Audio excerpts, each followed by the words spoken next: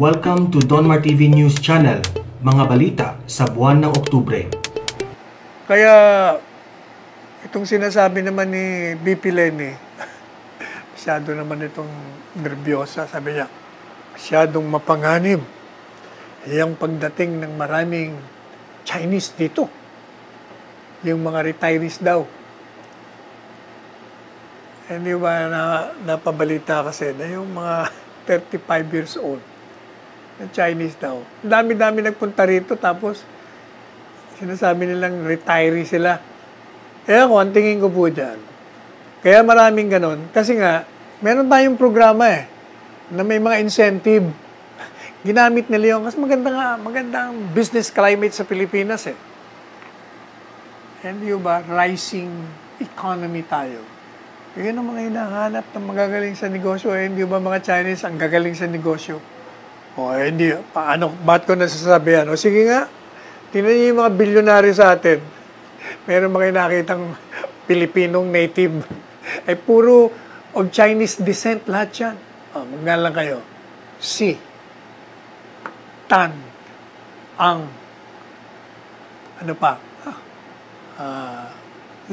Lahat yata Wala akong sino ba Pilipino? Bihira yung Kastila Ayala. Zubel. Pero the rest, magagaling talaga yung mga Chinese. Unang-una, yung ating national hero, galing sa China rin Katotohanan yan, halos, siguro, must be 60 to 70% tayong lahat may lahing Chinese.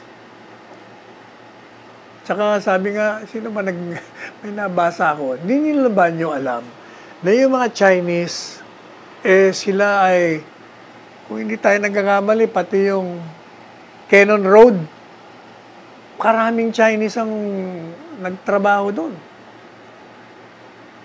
Kaya lang, ang gusto ko lang malaman exactly, hindi ko alam kasi hanggang ngayon, hindi natin alam kung kanino natin kukunin yung facts. Kung sa Bureau of Immigration o sa Department of Labor. Because until now, wala akong masasabing, ilan ba talaga ang Chinese, Chinese nationals nandito sa Pilipinas. Number 2, ilan ba Chinese workers na involved sa mga projects sa Bill. Bigyan nyo nga kami at saka ilan ang Pilipino rin. Para makita naman natin. Kasi ang nangyayari, parang haka-haka lang. Meron magkikriticize, ganito. Meron namang magtatanggol, ganito.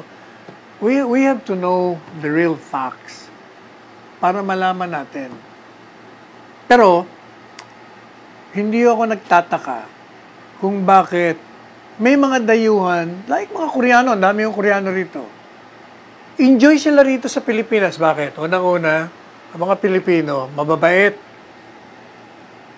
ma-PR, matulungin.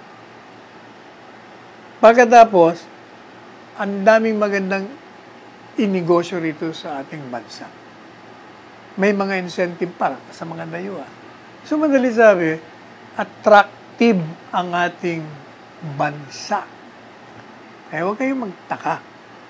Ang mahalaga, kailangan yung pagpasok nila rito sa atin, dadaan sila sa batas. Kung ano yung requirements ng batas, susundin po natin. Hindi pwede yung illegal.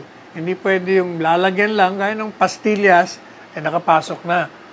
Yun actually yun, magiging problema natin. Yung mga pogo-pogong yan. Minsan, nadaan tayo sa Greenbelt. Pagdaan natin dun napalingon tayo dun sa Louis Vuitton, saka dun sa katapat, napansin natin, daming Chinese na namimili. Kaya mamahalin ng mga gamit dun. Tinanong ko yung gwardiya, sabi ko, kailan pa yung mga Chinese? Naku sir, ilang araw na yan. Bakit? Sino ba yung mga yan? Sir, mga pogo yan, pogo. Ano kung pogo? Hindi ba sir? Ang daming nagsaradong pogo, nag-aalisan, binenta na yung mga lugar nila. Siguro yung mga pera nila, binibili na nila rito. Kaya pala, ganun pala yun. Itong si Senador Pangilinan, sinasabi niya na 39.5% o 23.7 milyon na Pilipino ang nananatiling walang trabaho. Kaya kailangan daw, dun sa mga build projects, yung mga dayuhan, lalong-lalo na yung mga incheck o yung mga Chinese, yun daw ang na-i-empleyo sa halip ng mga Pilipino. Ito naman si Senador Kiko. Saan mo naman kinuha yung statistics mo? Makinig ka kay Secretary Mark Villar. Tama ang kanyang paliwanag. Sabi niya, hindi naman totoo yan. Ang regla dyan, 75 to 80% mga Pilipino. Kung meron mang mga Chinese, kasi kailangan natin sila. Yung technology nila. Kailangan matuto tayo, mas magaling sila eh. Okay, punta kayo sa China, punta kayo sa Shanghai. Naku, alam nyo, sa totoo lang, nung una kong pumunta sa Beijing, several years ago, must be 10, 12 years ago, I was shocked. Bakit? Bay nakita ko, Diyos mio, perdon yung, kasi nakapunta tayo sa Amerika, bilib na bilib ako sa kanila mga how many lanes? 7, 8, 10, doon 20 lanes yata, isang side. Ganun. In other words, ganun sila ka-high-tech na. Yung mga bridges nila. So, magaling sila sa technology. So, we need them para mag-guide tayo, maturuan yung ating mga tech people din. At, makakatulong sila. Kaya, kailangan natin sila. Pagdating naman doon sa mga dinonate nila o silang pumupondo, siyempre, gusto rin naman nila yung mga kababayan nila mabigyan ng trabaho dito. Hindi po ba? Ito namang si kaibigan nating si Ping Lacson, senador, re-electionista ito. Pero wala namang kaugnayan sa pagkanyang re-electionista ito. Palagi naman itong ganyan. Kaya ito re-electionista, kaya hindi. Ito, pag may nakikitang butas na pwedeng makita na maaaring may korupsyon, o kaya irregularidad, banat kagad to eh. Anyway, sabi niya, medyo may pattern tong Department of Budget and Management na wini-withhold yung release ng pondo. Pinipigil nila yung paglabas ng pera na inaprubahan na ng Kongreso para dito sa national budget ngayong taon na ito. Dahil sa ginagawa ng DBM yan, parang sinisira mo naman yung papel namin sa Kongreso. Ginagawa mo naman kaming inutil at kami ay useless na. At pinapahina mo yung aming kapangyarihan na kami ang may hawak ng purse o ng pera.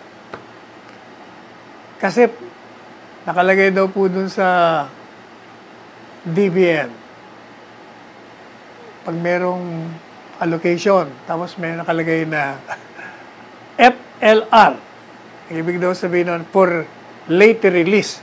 Alam naman daw natin na pag nilagay mo yung FLR, wala na, hindi na marirelease yun. So, pag hindi na marirelease, ibig sabihin, tinanggalan mo na yung kapangyarihan ng Kongreso na naaprubahan na nga namin na i-release. Tapos sasabihin mo, FLR na hindi marirelease. Kaya sabi ni Ping Lacson, kailangan hindi mangyari ito. Alam mong ginawa po ni Presidente Duterte? Sabi niya, mula ngayon, inaatasan niya si Secretary Wendell Abesado ng budget na meron na siyang kapangyarihan na mag-aproba ng release ng pondo sa ilalim ng Bayanihan to Recover as One, pati na yung Bayanihan 2. Dahil narinig nga ni Presidente may mga backlogs.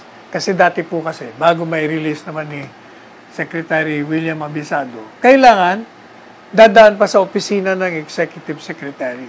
So, madalit sabi, may bureaucratic process.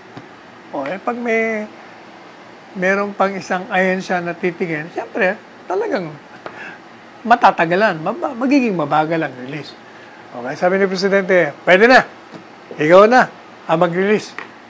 O, kaya, marami nang release. Babalikan po natin maya-maya kung ano itong mga na-release ng pera. Malaki-laki rin naman ang pinarelease ni Presidente at ni Secretary William Abisado. Maabot ito ng 46.2 billion pesos. Samantala, maligaya na ngayon si Senator Dick Gordon. Bakit? Nagbayad na, magkano bang binayad? Ilang million ba yung binayad ni Executive Officer Chief Dante Giran ng PhilHealth? 500 million. Wow! Laki ah! Pero malaki yata utang. Partial lang ito eh. Pero magandang balita po ito kasi hindi ba pinahinto ni Senador Dick Gordon, chairman ng Philippine Red Cross, yung mga swab test? Kasi nga, hindi nagbabayad ng PhilHealth. Hindi niya raw maintindihan, ba't hindi nagbabayad, may pera naman. Para pa lang yung istorya. Pero ito iba, kasi unang-una, nagkaroon ng iskandalo sa PhilHealth in relation sa paglustay ng pera.